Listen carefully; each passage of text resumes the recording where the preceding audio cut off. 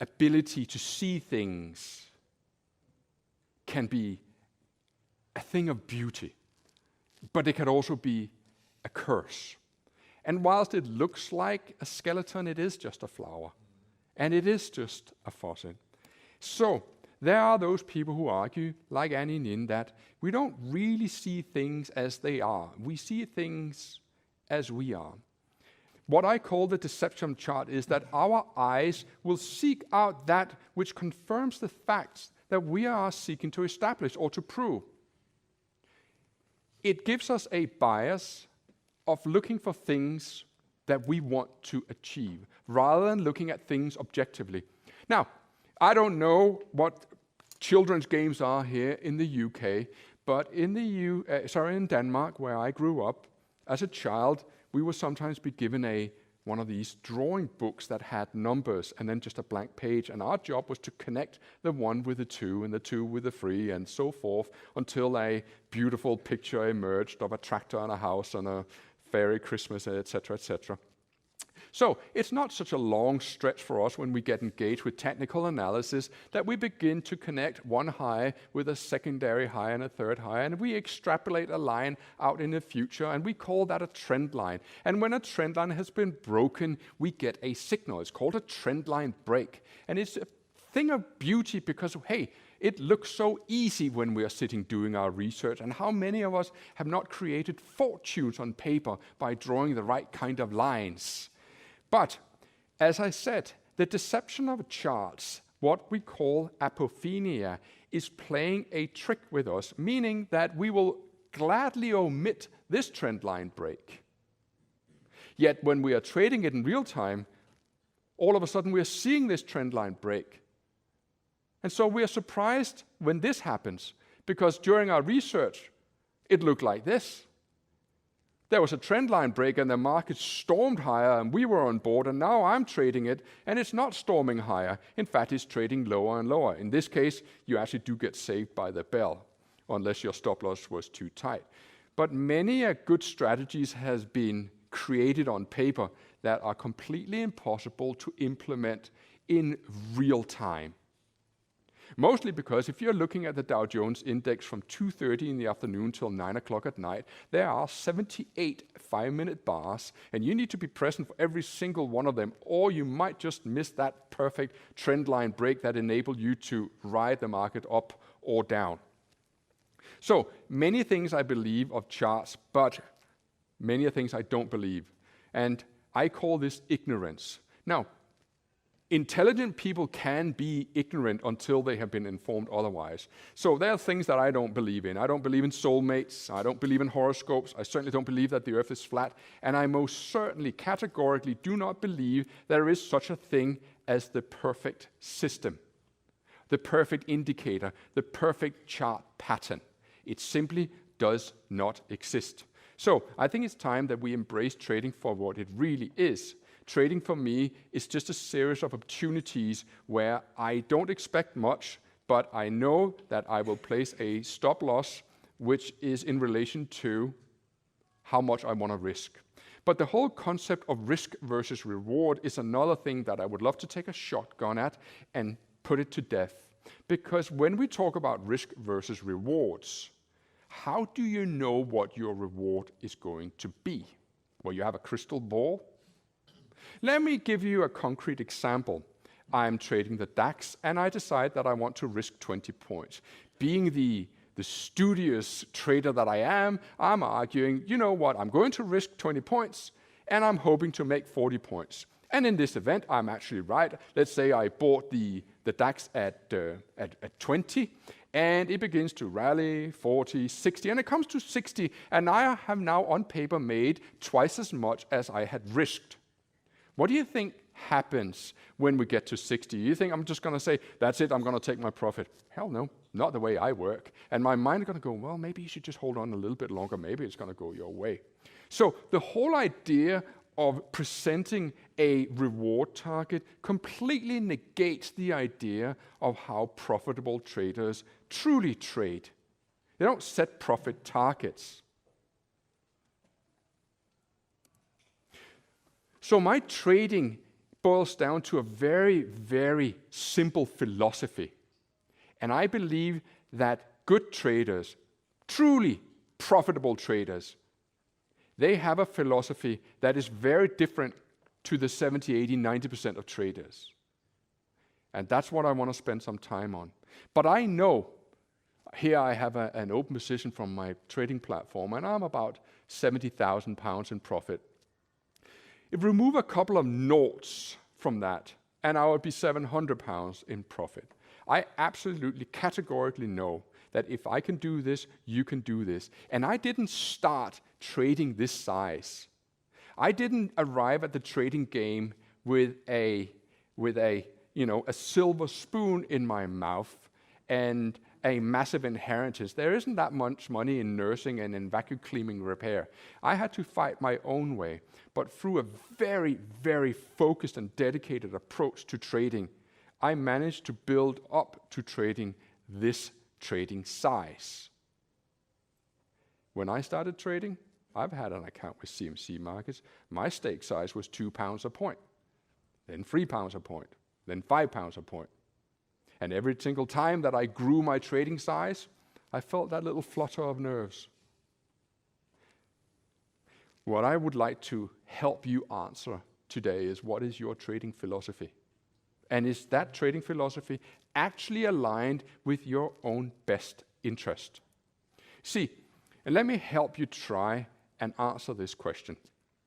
Maybe just something for you to think about, maybe not right now, but if you want to make a lot of points in the market, you can have two approaches. You can risk a lot of points to make a lot of points, or you can risk very little, but then you need to be prepared for the possibility that you will be repeatedly wrong. And at this point, I would love to tell you the story about a colleague of mine in the industry, a right old nester that I have a tremendous amount of respect for. He managed a fund trading South African shares on a 1-minute chart.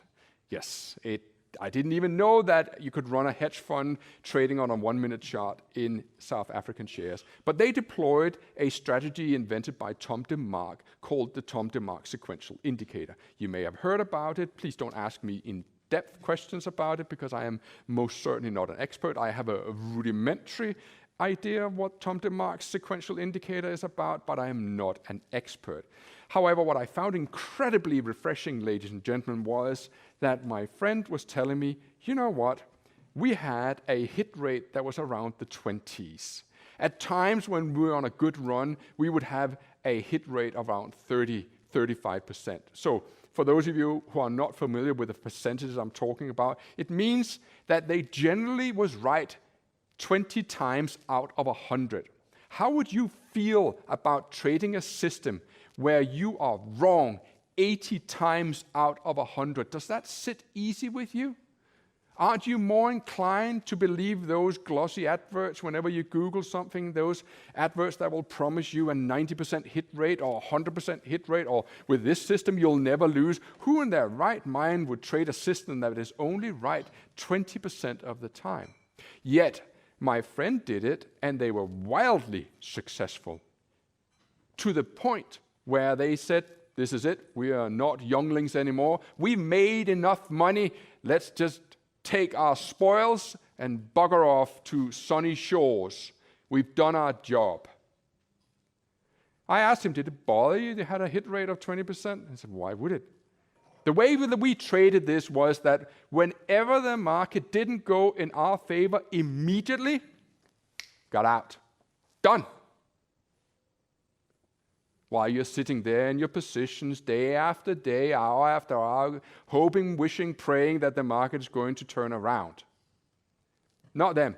It requires patience. So I could have come here and I could have spent the next 2 hours going over one trading rule after another. But I would like to take some comfort in me doing the right thing by quoting one of the best traders ever, Richard Dennis, a famed commodity trader, who were the founder of the trading group called the Turtle Traders. And he said, and I quote, we could post our trading rules on the front page of the Wall Street Journal, and still people would not be able to make money from them. So the best thing that I could do over the next 2 hours, which is probably no longer 2 hours, but more likely an hour and a half, is to hold a mirror up in front of you. And if you want to fall asleep, by all means fall asleep. It's quite all right. I can live with that. I've had people fall asleep before. No particular person intended for that comment in here. I want to hold up a mirror, ladies and gentlemen. I want to show you who you really are. Not being personal, but based on the experiences of a guy who spent every single day from 7 a.m. until 9 p.m., because I didn't have anything else to do, watching you trade. Maybe not you personally, but you as a whole. 12, 14 hours every single trading day for a decade. Watching your mistakes, watching you sitting there, hoping, praying that your position is going to turn around, moving your stop loss further away so you don't get stopped out, cutting your profits so soon because, hey, who can go broke taking a profit? Yeah, you did. You managed to go broke over and over because you're always snapping at the profit because you didn't understand fear. You didn't understand what was going on in your minds. And I'm not belittling you, and now I am not talking down to you. I am genuinely trying to make you see trading from a very different perspective than you perhaps have addressed it from before. It all starts with awareness. Every morning I go on the scale and I noticed a trend of I am getting heavier and heavier. And so I began, I'm sure you people don't have that problem perfect as you are, but we Danes, we like our bacon and whatnot, and I look down on the scale and going, I'm a little heavier than I was last month and the month before. So, I do the typical approach, I try Atkins, I try Fibonacci, I try keto, I try stochastics, I try paleo, I try Bollinger Bands, I try calorie counting, I try a weekend course. Am I getting through to you here? I don't want to lull you asleep either. I love to make it entertaining, but I actually have an important message that true profitable trading starts with an awareness of where you keep going wrong. And so it happened that I signed up to this app. It didn't cost a terrible lot of money, £10 for 4 months. And in there, I log what I eat. And it's quite fun. So it happened last week that I was presented with a steak. Now, I don't eat meat very often. When you hit that age of 50 and beyond, you try to cut down your meat and your dairy because you want to live long and healthy and prosperous life. But there it was, and you can't say no when someone's made it. And with a good steak comes chips. And what comes with chips? Well, mayonnaise, of course.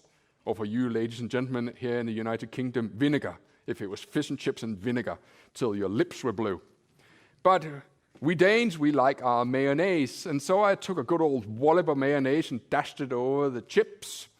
But when it came to registration time, what we call the day of reckoning, I added 350 calories for the chips. And then this harmless little looking wallop of mayonnaise, handsomely dashed on top of the chips, was another 300 calories. And I looked at it, and I became aware that that little misstep, if you call it that, had added 750 calories to my daily intake. And considering I'm trying to keep myself to 2,100 calories, I'm thinking, was it really worth it? Was it worth to eat a third of your daily intake on a couple of chips and some mayonnaise? And the answer is no, but it started with an awareness. So the next time I had chips, I said, no mayonnaise for me, thank you very much. I think that's something nicer than mayonnaise. The same goes with trading.